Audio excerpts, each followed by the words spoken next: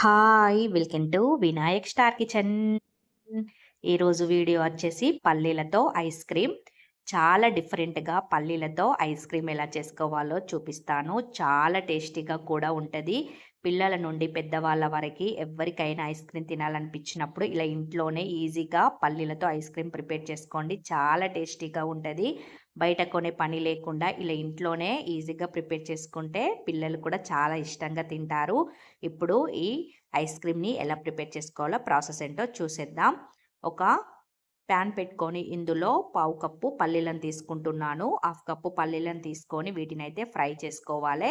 Already నేను పల్లీలని కొంచెం వేయించుకొని డబ్బాలో వేసుకొని స్టోర్ చేసుకుంటాను. ఇంకొంచెం ఒక్క నిమిషం పాటు వేయించుకుంటే సరిపోతది. ఇలా వేగిన తర్వాత ఇప్పుడు వీటిని తీసి ఒక బౌల్‌లో అయితే వేసుకోవాలి.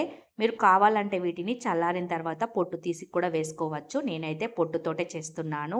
ఇందులోనే ఒక 5, 6 బాదం పలుకులు, అలాగే ఒక 10 జీడిపప్పు పలుకులను కూడా వేసుకొని వీటినైతే వాటర్ వేసుకొని ఇప్పుడు ఒక 15 మినిట్స్ లేదా ఒక 10 మినిట్స్ పాటు అయితే వీటిని నానబెట్టుకోవాలి. అవి నానే అంత లోపల ఇంకో కడాయి పెట్టుకొని ఇందులో 6 కప్పుల పాలైతే తీసుకుంటున్నాను. చిక్కగా ఉన్న పాలు తీసుకుంటే మనకి ఐస్ క్రీమ్ టేస్ట్ అనేది చాలా బాగుంటది.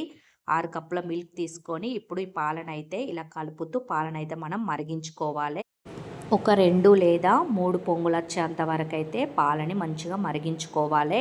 ఇప్పుడు పాలు మనకి మరిగే అంత లోపల మనకి పల్లీలైతే చక్కగా నానిపోయి ఉంటాయి. ఒక 15 మినిట్స్ తర్వాత ఇప్పుడు ఈ బాదం పలుకులు కూడా మనకి నానినాయి కాబట్టి బాదం పలుకుల పైన ఇలా పొట్టయితే తీసుకోవాలి.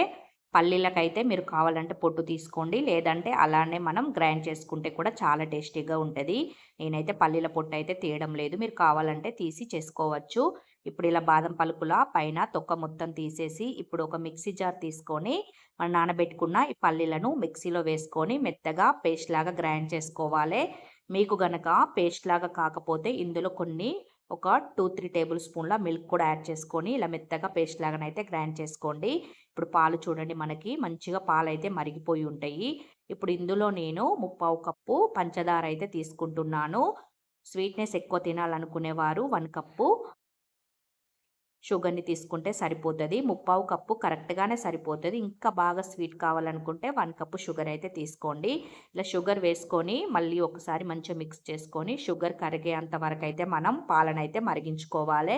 షుగర్ కరిగిన తర్వాత ఇప్పుడు ఇందులో మనం గ్రైండ్ చేసి పెట్టుకున్న పల్లి పేస్ట్‌ను కూడా ఈ పాలల్లో వేసుకొని మంచిగా మిక్స్ చేసుకోండి. పేస్ట్ వేసిన వెంటనే మనకి కన్సిస్టెన్సీ అనేది దగ్గర పడతది. ఇలా ఉండలనేటివి లేకుండా మంచిగా మిక్స్ చేసుకోవాలి. ఇప్పుడు ఇందులో నేను ఐస్ క్రీమ్‌కి మంచి కలర్ కోసం ఇందులో అయితే నేను 2 టేబుల్ స్పూన్ల కస్టర్డ్ పౌడర్ అయితే తీసుకుంటున్నాను. ఇలా 2 టేబుల్ స్పూన్ల కస్టర్డ్ పౌడర్ తీసుకొని ఒక 4, 5 టేబుల్ స్పూన్ల నేను కాగబెట్టుకున్న పాలని తీసుకొని ఇందులో వేసుకొని మిక్స్ చేసుకుంటున్నాను. ఇలా ఉండలనేటివి లేకుండా చక్కగా మిక్స్ చేసుకోవాలి. ఇప్పుడు ఇలా కలుపుకున్న ఈ మిశ్రమాన్ని అయితే ఐస్ క్రీమ్‌లో అయితే వేసుకోవాలి. ఇలా ఉండలనేటివి లేకుండా మంచిగా మిక్స్ చేసుకున్న తర్వాత ఐస్ క్రీమ్‌లో ఏసుకొని ఇప్పుడు మంచిగా కలుపుతూనే ఉండాలి. కస్టర్డ్ పౌడర్ వేయడం వల్ల మనకి ఉండలనేటివి కడతది కాబట్టి ఇలా కలుపుతూనే మనం ఐస్ క్రీమ్‌నైతే ప్రిపేర్ చేసుకోవాలి. కస్టర్డ్ పౌడరు ఉంటే వేసుకోండి. లేదంటే స్కిప్ చేయండి. నేనైతే ఐస్ క్రీమ్ కలర్ కోసం అయితే కస్టర్డ్ పౌడర్ అయితే వేసుకుంటున్నాను. మీరు కావాలంటే మంచి కలర్ కోసం ఇందులో పసుపు వేసుకోవచ్చు. లేదంటే ఫుడ్ కలర్ కూడా యాడ్ చేసుకోవచ్చు. ఫుడ్ కలర్ హెల్తీ కాదు కాబట్టి నేను యాడ్ చేయడం లేదు. అదే విధంగా పసుపు అనేది వేసుకోవడం వల్ల స్మెల్ వస్తది అనుకునేవారు మాత్రం ఇలా కస్టర్డ్ పౌడర్ అయితే వేసుకోండి. నేను వీడియో కోసం అయితే వేసుకుంటున్నాను. మీరు కావాలంటే వేసుకోవచ్చు. లేదంటే స్కిప్ చేయండి. ఇప్పుడు ఇలా కస్టర్డ్ పౌడర్ వేసుకున్నాక మంచిగా మిక్స్ చేసుకోవాలి. ఇలా ఒక 2 నిమిషాల పాటు మిక్స్ చేసుకుంటూ ఉంటే మనకి కన్సిస్టెన్సీ అనేది ఇలా దగ్గర పడతది. నేను కొంచెం పల్చటి పాలే తీసుకున్నాను. అందుకని ఇలా కన్సిస్టెన్సీ అనేది కొంచెం లూజ్‌గానే ఉంది. చిక్కటి పాలు తీసుకుంటే మనకి పేస్ట్ వేసిన వెంటనే దగ్గర పడతది. ఇప్పుడు ఇలా పక్కకి దించుకొని చల్లారబెట్టుకోవాలి. చల్లారిన తర్వాత మిక్సీ జార్‌లో వేసుకొని ఇప్పుడు దీన్నైతే మనం మెత్తగా మళ్ళీ ఒకసారైతే గ్రైండ్ చేసుకోవాలి. ఇలా గ్రైండ్ చేయడం వల్ల మనకి ఉండలేమైనా అలాగే పాల మీద మీగడేమైనా ఉంటే మనకి మెత్తగా అయితది కాబట్టి ఇలానైతే మెత్తగా గ్రైండ్ చేసుకొని ఇప్పుడు నేను టిఫిన్ బాక్స్‌లో వేసుకుంటున్నాను. మీరు కావాలంటే గ్లాస్ డబ్బాలో కానీ ప్లాస్టిక్ డబ్బాలో వేసుకోవచ్చు. నేనైతే ఇలా టిఫిన్ బాక్స్‌లో అయితే వేసుకుంటున్నాను. ఇప్పుడు ఇలా ఈ బౌల్‌లో వేసుకున్న తర్వాత దీనిపైన నేను జీడిపప్పు పలుకులు అదేవిధంగా ఇలా నేను పంప్కిన్ సీడ్స్ అయితే వేసుకుంటున్నాను. మీరు కావాలంటే బాదం పలుకులు కూడా వేసుకోవచ్చు, కిస్మిస్లు కూడా వేసుకోవచ్చు. ఇలా వేసుకున్న తర్వాత ఇప్పుడు దీన్ని మనం మూత పెట్టి నైట్ మొత్తం అయితే ఫ్రిడ్జ్‌లో పెట్టుకొని అయితే దీన్ని ఉంచుకోవాలి. నైట్ అంతా పెట్టుకున్న తర్వాత మార్నింగ్ టైం చూసేసరికి చూడండి మనకి ఇది చక్కగా ఐస్ క్రీమ్ అయితే రెడీ అయిపోతది. ఇది వెంటనే మనం ఇలా పిల్లలకి పెట్టకూడదు.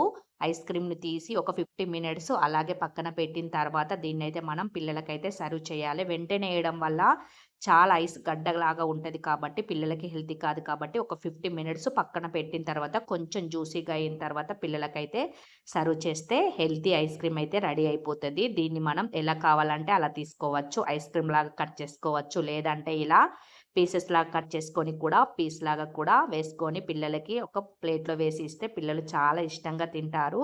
చాలా హెల్తీ రెసిపీ కూడా. పిల్లలు బయట ఐస్ క్రీమ్ కావాలని అడిగినప్పుడు, లేదంటే తినాలనిపించినప్పుడు ఇలా ఇంట్లోనే పిల్లల నుండి పెద్దవాళ్ళ వరకి ఎవ్వరైనా సరే హెల్తీగా ఇలా పల్లీలతో ఐస్ క్రీమ్ ప్రిపేర్ చేసుకుంటే చాలా హెల్తీ రెసిపీ. చాలా టేస్టీగా కూడా ఉంటది. మీరు కూడా తప్పకుండా ట్రై చేయండి. Thank you for watching. Bye.